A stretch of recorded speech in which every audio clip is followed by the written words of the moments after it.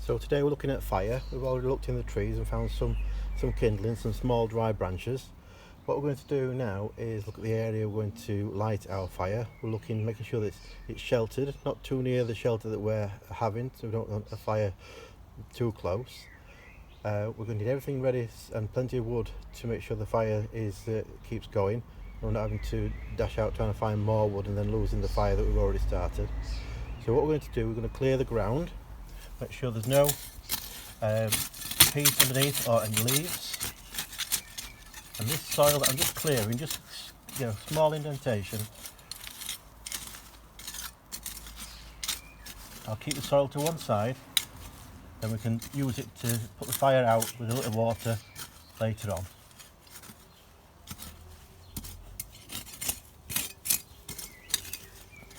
Make sure we've got no roots where fire can track underneath.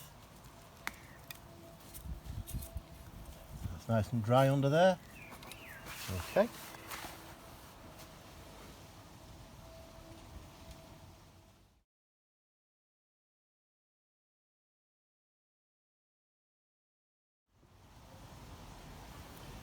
Now we've put us 2 retaining logs there, made it a little bit deeper.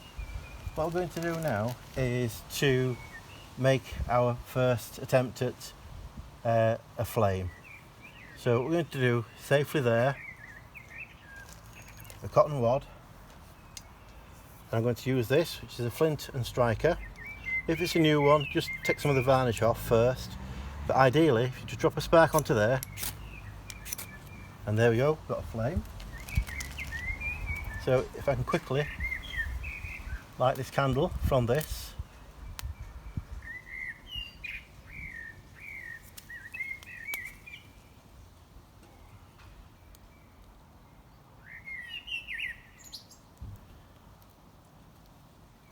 Just leave that a few minutes just to take hold.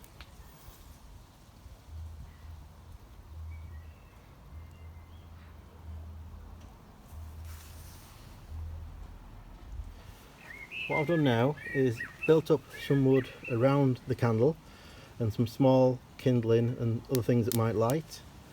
And it's starting to go underneath, so I'm going to take the candle out.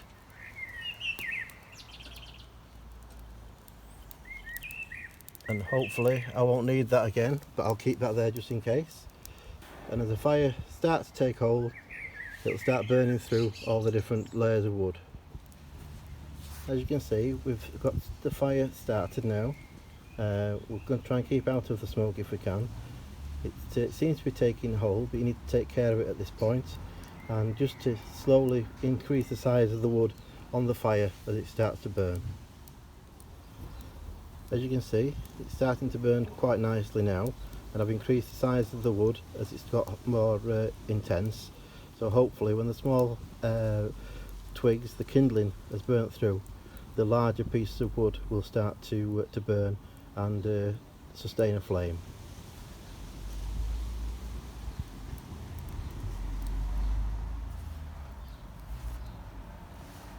Now with the addition of a small grid, which I've already got, but you can support your pan above the fire with a tripod or on the sticks themselves. I'm just trying to boil a little bit of water to make a cup of tea. So we'll come back in a few minutes and see how we're going on. Now it's boiling away really vigorously, and I'm just going to carefully take off the pan and make myself a cup of tea. There you go, nice hot cup of tea. The fire's still burning quite nicely, and cheers everyone. And then we'll come back in a few moments to show you how you need to leave the site where you've had a fire.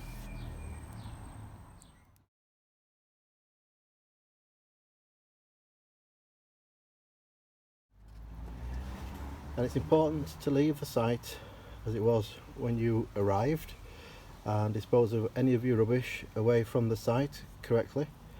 A few safety tips: make sure you've got water handy if your fire gets out of control, and to put it out at the end.